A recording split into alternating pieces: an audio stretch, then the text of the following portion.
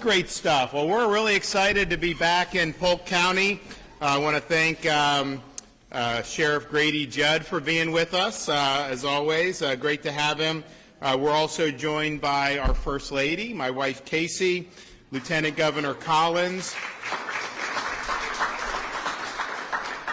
and Surgeon General Joe Ladapo, who's doing a great job. Now, they're going to talk a little bit more about the announcement today with respect to, we've really tried to embrace this kind of healthy Florida. There's a lot of the stuff they're doing at the federal. They just changed the food pyramid, which, they say focus on like protein, fruits, and vegetables, right? And like they used to say, oh, don't do anything with fat in it. Well, the problem with that is then a lot of people gravitated to low fat that had other things. And so I think that they've done something that's evidence-based there. So there's a whole bunch of good stuff going on with that. And I'll let them talk a little bit more in depth about that. I do want to just say this is America 250 in 2026. And so we've been doing a lot in Florida, even though we weren't part of the original 13 colonies. We were a Spanish colony at the time, but eventually got on the team. And so we've done a lot of different things. So last year I got a statue of George Washington, and we put in I got it from Mount Vernon, and we put it in the Florida Capitol.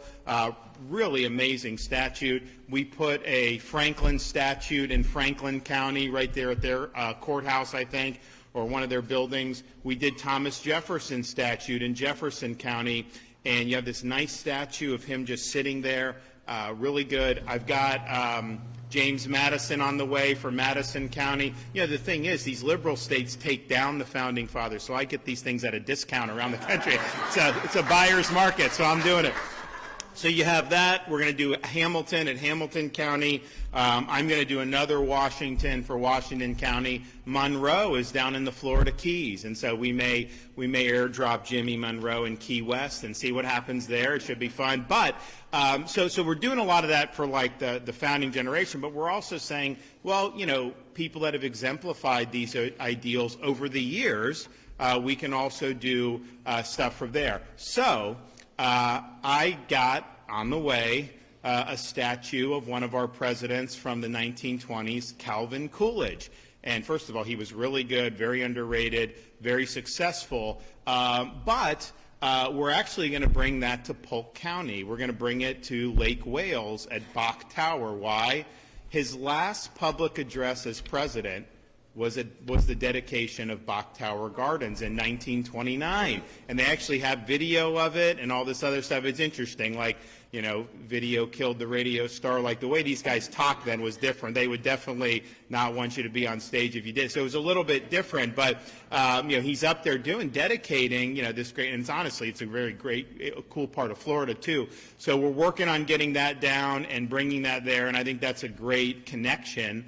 The fact, I think he had gone to Mount Dora in Lake County and then went down to Lake Wales after that. So really, really neat. So we're going to be doing all that other stuff over the course of these next 7 months, not even 7 months, all the way into July 4th of 2026. And we've done a lot of civics and all this stuff with our schools and everything, and it's really important. So I'm excited about that. I'm excited to bring Silent Cow down here to Polk County, and I think people will really, really like it. So today, and I'll let the First Lady and Surgeon General talk a little bit more about it, but we've really leaned in hard on medical freedom and informed consent during my tenure as governor. Now, the reality is, when I was running in 2018, if you had asked me about this, I didn't really know. No one was talking about pandemic. Most of the people, if CDC had said something, I just assumed that was right. Doctor, all this stuff. And what happened with COVID is it really exposed the soft underbelly of a lot of intellectual corruption into some of these entrenched institutions. And so you had things like the American Society of Pediatrics, saying, well, no, kids should be in school, that they shouldn't. And then, the Biden administration put pressure, then they flipped. And they said, oh, no, you shouldn't. And then it was like, well, there's no evidence that putting this mask on helps. And then they flipped and said, oh, no, the 4-year-olds need to have this on 8 hours a day. It was ridiculous. And so we really led the way in Florida to say, actually people are going to be able to make these decisions for themselves. So we were the first state to require all schools to be open way back in the summer of 2020. We fought the mandates. We did all this other stuff. And the state benefited clearly from that. And that was really some of the thing that launched us to be the free state of Florida. But it bothered me because, it's one thing if there's some uncertainty and you got to kind of make a judgment. But what they were doing, and these were people that were supposedly reputable, they had the credentials, they were part of the right societies, but they were doing and not only just doing things and advocating, but wanting to coerce things that were just simply not true based on the data. And so I'm looking at the data, and it's not correct what they're saying. And so that really, I think, caused me to be like, well, wait a minute, what is going on here? So there was an agenda and a narrative that was really at play in a lot of this stuff. And I also think back about how they wanted to coerce mRNA vaccine shots. Now, we stopped that in Florida. They wanted to fire firefighters. They wanted to fire people from businesses, and we gave protection against that because, honestly, you had some people that had already recovered from COVID with natural immunity, and then they're saying you got to do something that you didn't want to do. So it didn't make any sense. It was more about pushing an agenda. And then come to find out, the effectiveness of this stuff, you have people that are getting like all these boosters and they get COVID still. In some respects, I think Joe would say you may be more likely depending on your situation. So, and the thing is like this should have never, ever had any coercion involved. It should have been something that people can make judgments based on informed consent. They're doing on this childhood vaccine schedule, and Joe may want to talk about it, but I just think it's interesting. When I was a kid, we took some. There were a limited number. Then it's just grown dramatically to like all these jabs, right? And it's like they want you to take the COVID jab as an infant. Do you really need to do hepatitis, sexually transmitted disease? They want to do infant. And so HHS CDC have kind of reevaluated that and gotten those recommendations that I think are a little bit more manageable. But you got to ask yourself, when somebody is recommending or whether they're coercing, what is on the back end of that? What's the relationship between somebody in medical and like big drug companies, for example? What's the financial arrangements? And I'm telling you, there's a seedy underbelly to all of this stuff. So our view on all of it is informed consent. Coercion does not work in the medical context, and so you should have the ability to make these judgments, but you should never be put in a position where if you choose to make a judgment contrary to whatever the narrative is, that somehow your rights are going to be circumscribed, your opportunities in life are going to be circumscribed in some of these things. That is not the way that you do. So one of the things that we want to do with the legislature is, there'll be places, I think it was like in Indiana, like a year ago or something, you had this girl, I think she was like a teenager, and she needed a surgery, and she got rejected because she hadn't taken the flu and COVID shots. And I'm just thinking to myself, how could you do the discrimination like that? There's some physicians that won't see patients if they don't do some of these things. So the thing is that's not informed consent, because like you either do it or you suffer consequences.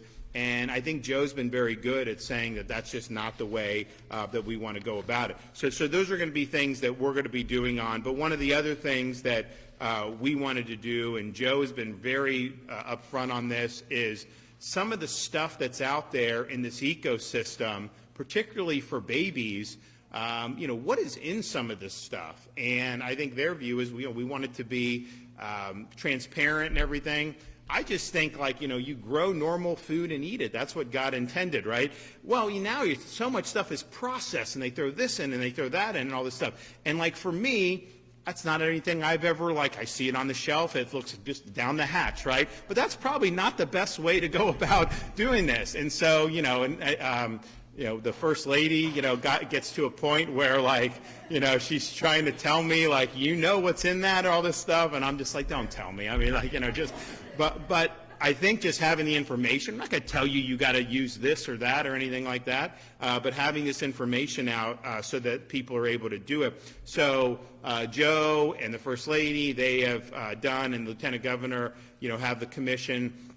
And some of the things that they're doing is testing some of these staples, like the infant formula, and that's what they're going to talk about today. So I'm supportive of the effort. I think we understand there's a lot of financial interests that are at stake in a lot of this stuff. There's a lot of things that influence. And what we just want is basically transparency and the truth, and we want people to be able to make the best decision for them, not necessarily what would be in the best decision of some manufacturer or something like that. And we've got so much processed throughout the economy and throughout our food supply that I think people appreciate having some more information. So I'm going to let the First Lady and Joe take it away. So come on up.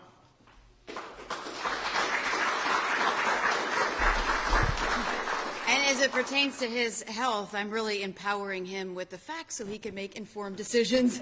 So that's what I do. That's why I show you the ingredients. Really good. Listen, when you were speaking, I was looking at some of the products. We might be walking away with a few things, but good to be here. I really do appreciate, Ron giving me the opportunity to be able to come and lead this up with the Lieutenant Governor and our great Surgeon General to be able to help bring some transparency to all of this, and that is really one of the things that we're spearheading as it pertains to this commission, because as many of you know, this is very, very deeply personal to me, because I am the mother of 3 very rambunctious small children. Many of you know I'm a cancer survivor. The health and well-being of Floridians, my family, myself, is of top priority, and I've said this and I'll say it a million times. I don't want anybody to have to go through what I went through. It was not fun. Going through all of those procedures and surgeries and treatments and takes a toll, and trying to do that with a family. And so if there is something that we can do to help make your lives better and healthier, we have an obligation to stand up and fight on your behalf, and that is exactly what we are doing. So when I start thinking about health and I start thinking about what we consume, and I was like Ron for a while, you put it on a shelf and I eat it. I didn't really think too much about the ingredients. I have since changed my philosophy, and I think more about what I'm consuming and what we consume as Americans. And for me, it's no longer about the calories. It's not really about how you look in the bathing suit, right? You look at something and you think, well, if I eat this, I'm just going to gain more weight. There's a lot to it about what you're putting in your body, how it affects your cells and your systems and your overall long-term health. Small, repeated exposures to hidden toxins can really add up in ways we don't always see until a problem occurs. And that is especially true when it comes to babies who are consuming products unknowingly, while parents are doing everything that they can to try to make the best decisions that they can for their children. Parents should be able to trust that the products that they bring home are safe. They should not have to wonder whether the food that they are consuming or they're giving to their children could be quietly impacting their health over time. So today, as part of our Healthy Florida First initiative, we are launching what will be a series of, I believe, major announcements focused on safety and integrity of our food supply. We are beginning with baby formula because it affects the most vulnerable among us, and we have an obligation that we absolutely must get this right. Over the past few months, very proud to announce that through independent testing, we've really taken this head on. And we have done this testing through certified laboratories. The Florida Department of Health has collected 24 infant formulas from 7 different brands purchased for multiple locations, both online and in stores. Those samples were tested for arsenic, cadmium, lead, and mercury. And what we found in those 24 samples was troubling.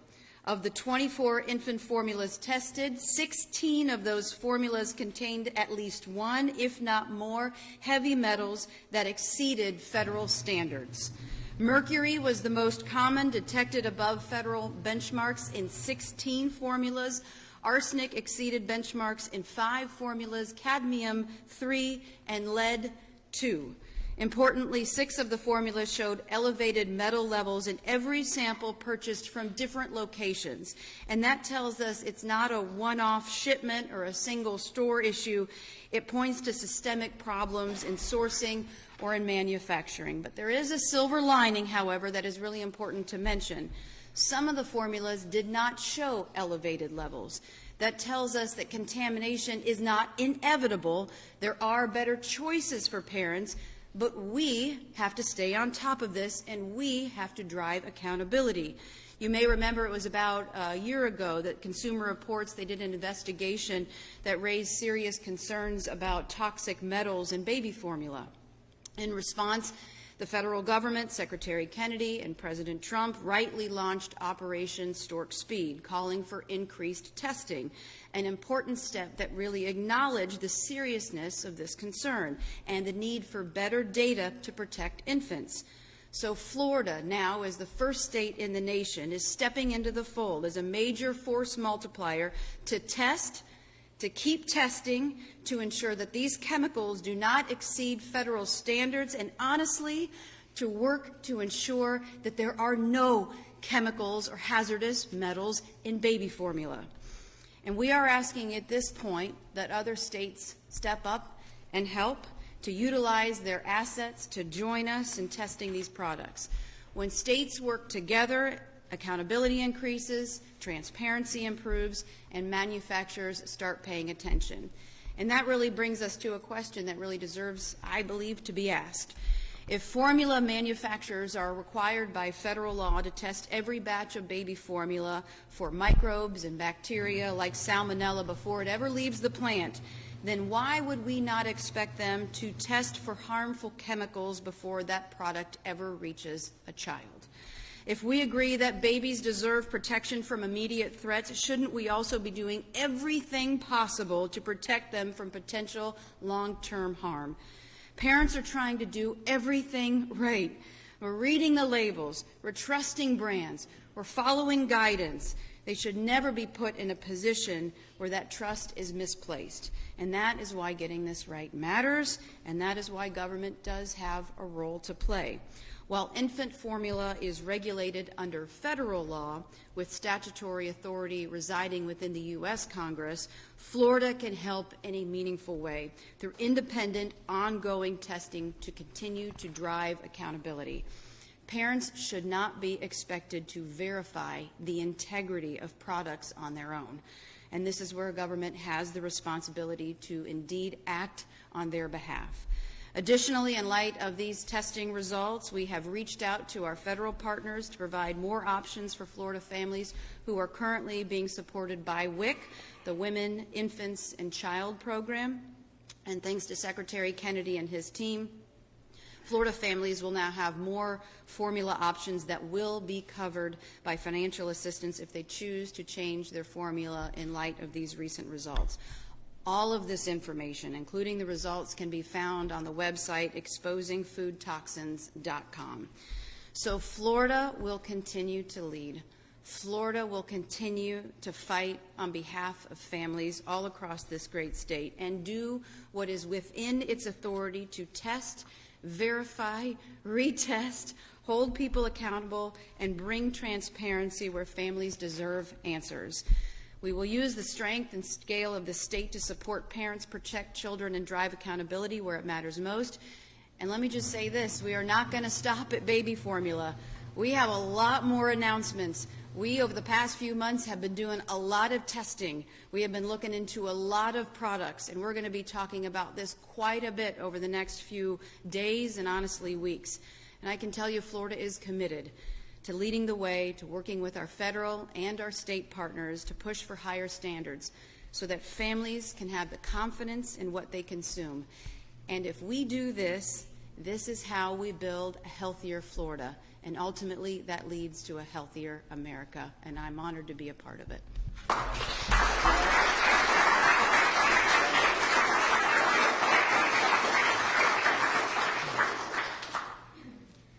Wonderful comments there. Thank you, First Lady. Thank you, Governor. As always, I wouldn't be standing here if it wasn't for the Governor. Just to share a little bit about myself briefly before we we won't dive deeply into any science, but we'll talk a little bit about some science. So I'm a physician. I went to medical school at the same university that this gentleman went to law school. We were actually, believe it or not, we were in Boston, blocks from each other, because I lived close to Harvard Law School when he was up there too, while I was in medical school, and I took care of patients and did clinical research before fortunately being appointed Surgeon General by the governor. So, I was really enthused to start this position 4 years ago. I can't believe I've been doing this for 4 years. In the heat of the COVID-19 pandemic. And I know many of us have tried to forget, but we all at some level remember how much madness and craziness and how high the temperature was at that time. And I was just incredibly enthusiastic to be so fortunate to be appointed to a position where I was able to, work with Governor DeSantis and others in Florida government to really help change the tide, turn the tide away from just a terribly destructive direction that things were headed toward in a very strong manner. And, and I loved it because I love empowering people. I love empowering people. I love helping people achieve whatever it is that they're trying to achieve, especially when it comes to good health. I love that. Obviously, I am an addict to exercise. So every single day, I can't remember the last day I missed a day of exercise. And, I can't drag, folks with me who don't want to exercise, but I do want to. I get energized by providing people with information that allows them to make better decisions, so whether that is more physical activity or changing their health choices, or changing, say, some of the supplements they take in, or some of the practices that they engage in. So I love that. It gives me massive amounts of energy, really love it. And when the First Lady just started this conversation with us about what we can do at the government level to make a very powerful difference for the people of Florida, I probably levitated from my seat, sitting there in the meeting, by a few millimeters there. Now, so this is, it's hard for me to convey how enthusiastic I am about this work, and let everyone know who manufactures that you're not off the hook. We really do have many more tests that we're going to be talking about, important tests, because they relate to things that we consume or our kids consume. So very important stuff. In this particular area, testing baby formula obviously is very important. Many babies consume baby formula. Not every baby, not every family is able to breastfeed solely, and a lot of families supplement. A lot of families may only use baby formula. And I've got 3 boys, so dial back time, I had the experience of when we were looking to supplement, to figure out, okay, what are we going to put in our kids, and unfortunately, mostly by chance, frankly, we made some good choices, because I happened to have a friend at the time who was actually using a brand from Europe called Holly, and it turns out it was one of the ones we tested, and it ended up testing really well. But unfortunately, a lot of the brands didn't test so well. So as the First Lady mentioned, we tested for pesticides, and we also tested for heavy metals, and particularly arsenic, mercury, lead, and cadmium. And these are all heavy metals that are problematic. Mercury is probably one of the most toxic things that you can put into a person's body, maybe followed right at the same level or just second by lead. So really terrible stuff. So we're talking about neurodevelopmental injury. We're talking about injury to your kidneys, to your lungs, to your livers, to pretty much every organ in your body. And we're also talking about dysfunction in your immune system in terms of your risk of developing cancer. So very important chemicals that we want to limit our exposure to. And the government has recognized this. The U.S. EPA, the Environmental Protection agency has recognized this, so they've developed these limits, these daily limits for how much people consume in their water. Because it's hard to get to zero, but the closer you are to zero, the better. And so we use that same standard for baby formula because, of course, babies drink it. And the thing to keep in mind is that the chances are that these are actually, what we've found is actually an understatement of the risk, because as pretty much everyone who's had a baby knows, babies are actually way more sensitive. So something that you or I could sort of be exposed to and process, their weight, the ratio of their weight to how much they consume is very different from an adult. So they're actually much more sensitive. So these findings are actually really understatements of the risk they face. And many of these formulas, most of them, in the samples that we collected, and we did that around the state to make sure that we were getting different lot numbers, samples from different areas, had levels of these heavy metals that were beyond the EPA's safe water drinking standards. And we're giving this to babies.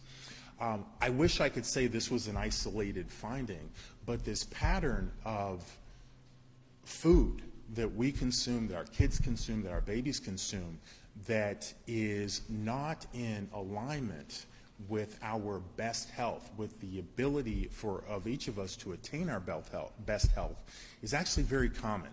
And again, we're going to be sharing more findings. And how did we get to this point? Well, we got to this point because of, as the governor was saying, I mean, it's a seedy underbelly, right? There are rooms where decisions are made, and historically, and those decisions were not to the benefit of you or I. They were to the benefit of manufacturers. They were for the benefit of maximizing profits of a private few. And while I absolutely support people seeking entrepreneurship and the commerce and the economic gains and the prosperity that brings, that's not the same thing as backroom deals that again are for the benefit of a few individuals and not for the benefit of the consumers. And so shedding light on these findings is something that every state is capable of doing. Fortunately, we now have federal leadership that is interested in that, with Secretary Kennedy, our Dr. Makari at the FDA, and others who are at Health and Human Services, HHS. But it's also an odd thing that here we are in Florida. Every state is capable of doing this, and right now we're the only people doing this. So we need more people, more states doing this, because the citizens depend on government for certain specific things that individuals can't easily supply, and this is one of those things.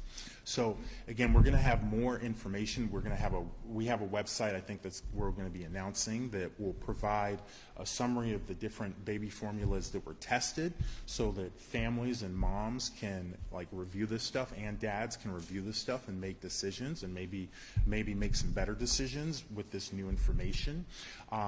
And again, I want to thank our federal partners who are working with us and are going to provide us with some more flexibility, so that Florida families that depend on the WIC program, the Women, Infants, and Children program, for obtaining formula will be able to shift and make different decisions based on the balance of their interests and the information that we're providing. All right, so more to come. Thank you.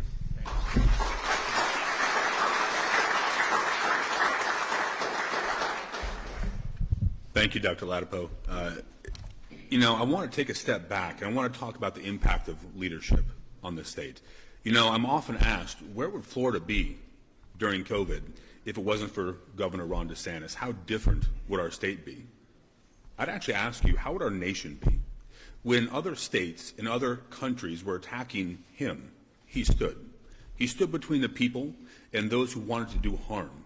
It took one man, one family, acting with courage and conviction to protect and preserve our state and our way. What you see here is a direct connection and an escalation and continuation of that exact thing. Standing with courage to protect and preserve what we have and what we care about the very most. Now, if you've heard me speak, you know that I'm honored to be the 21st Lieutenant Governor. It's a privilege that people like me rarely get. Growing up in a broken home and a failed farm. I served as a Green Beret for 23 years. My wife's a 20-year veteran as well. But I am a husband and I am a dad first and foremost.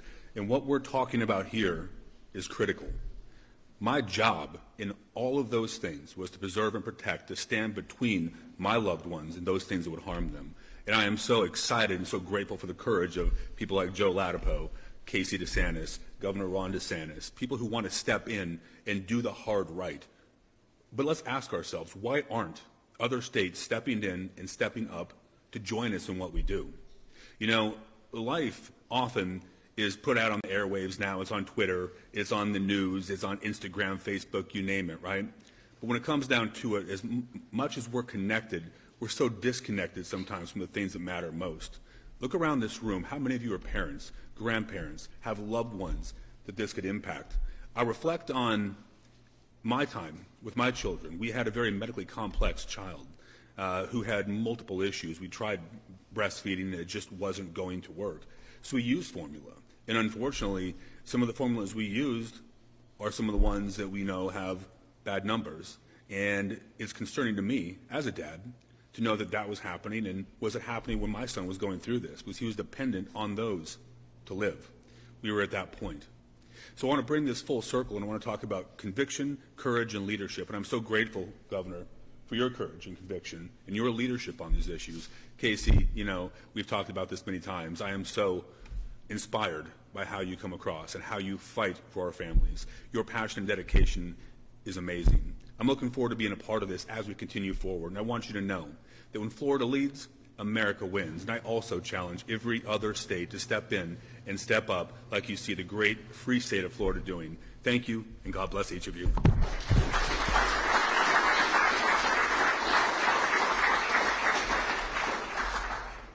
Jay's been kind of an expeditionary lieutenant governor for us, given his background. I just want to let everybody, there's no truth to the rumor that he was participated in the Maduro raid. So just don't even go there. Those are rumors.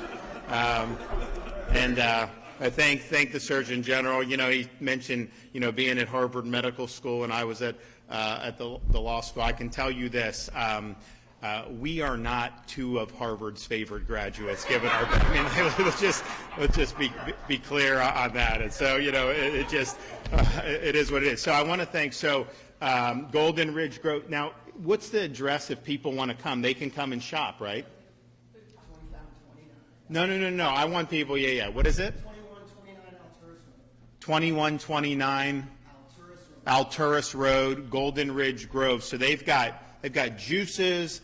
They've got fresh produce. I was housing some grapefruit before we came in here. It was really juicy. I had to wash my hands because the juice was amazing. So it's really, really good. And, you know, I'm looking at that Vidalia onion thing. Take that to Tom's Chicken Shack and dunk those tenders in there. So it's really good. So, yeah, so please, if you have an opportunity, they're going to put the website out on this so that parents have the ability to look and to make these decisions. And I know Joe's going to be looking at other things to kind of ferret out some of the issues that may be there. Like I said, I was always a guy that's on the shelf, just down the hatch. I would never look. But, you know, it's probably the right thing what they're doing, First Lady and Joe, to get this in a more transparent posture. So I commend them for doing it, and we'll have more in the days and weeks to come. Okay, we got any questions?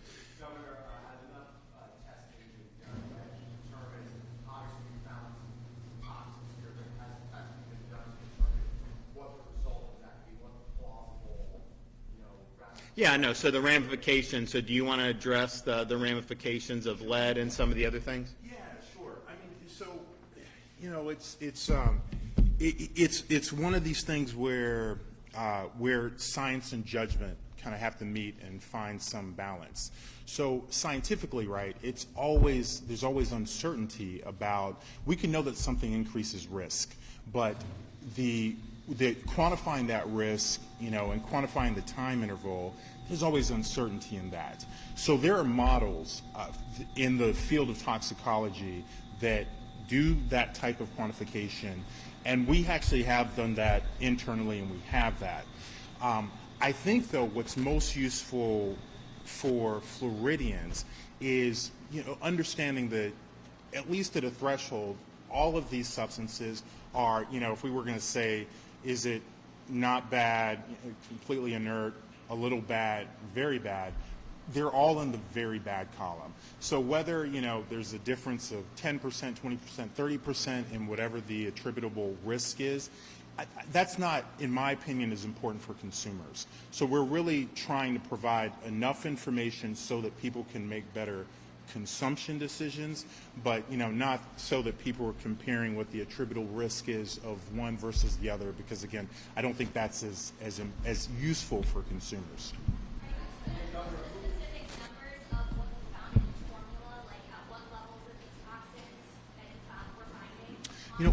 Right.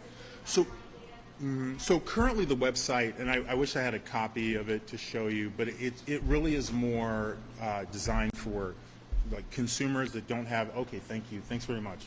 So here's a pictographic. So as you can see, there are different pictures of formula, kind of different colors, and the red circles indicate when a formula had a level of an exposure that exceeded the EPA's daily limit, and this is what the website currently looks like. Are these state-funded tests, and under sort of whose direction are these tests done in, and how does the testing itself work? Yeah, this is state funded. I didn't pay for the test myself, so yeah, this is state funded. So, I have a medical degree, but we have a lot of lawyers in the Department of Health, and it is, totally and very obviously within our purview as a public health agency to do this type of work. How long did the test last for? Pardon, sir? How long did the test last for? In other words, how long would it take for it? I'm so sorry. I'm not following your question. Test take. Oh, I think testing like this, probably usually takes days to a few weeks, for example. All right. And I know being in Central Florida, we're probably more Gator country, but I did want to congratulate the Miami Hurricanes on making it to the college football playoff final. The state of Florida, I mean, how many of us who grew up here, we were spoiled because every year we had 2 or 3 teams that were in the top 5, 6, 7 teams in the country. Florida State, Florida, Miami. We had a great run, and yet since the playoffs been in, until this year, no team from the state of Florida had ever won even a single playoff game. And this has been, so you basically had a run of, kind of futility. And I fought very hard publicly that Miami should be in the playoff. Because remember, they were one of the bubble teams. You had Alabama, Notre Dame, Miami. Now, I was for Miami, but also Notre Dame, and I don't think Alabama ended up playing well, but it's fine. Miami should have been in, right? And so Miami now has an opportunity to actually play for the national championship in your home stadium in Hard Rock. And I remember, and many of you remember, we were able to have the Bucs play a home Super Bowl. Remember 2021, Tom Brady? And they were able to win at home, and I do think that's going to be an added advantage for them, as that happens. I've said this publicly a lot. We're in Tallahassee, since I got in office, and my kids have kind of grown up going to the Seminole stuff, and so they are like really big time Seminole, which is fine. Like that's not me guiding them, but like my son, who's in 2nd grade. Like, it ain't just he likes the Seminoles. Like, he hates the Gators and he hates Miami. So I said, Mason, if Miami is playing Oregon in the championship, are you going to root for Miami? Nope. Are you going to root for, if Indiana plays them, are you going to root for Miami? No, Indiana. I mean, so like, I'm like, man, like, I'm the governor. You can't be hating on Florida teams. Like, come on, let's get this going. So, and anyways, I think it's going to be a lot of fun for there. And then we also have, I'm very open. I'm a Bucs fan, but I was glad to see the Jaguars make the playoffs.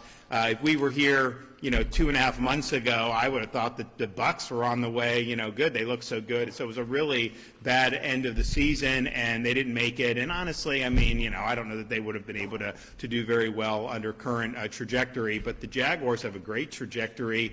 They're going to play this weekend. So we got a lot of interesting stuff going on, throughout the free state of Florida, and hopefully the healthiest infant formula that you can have. So thanks, everybody. God bless.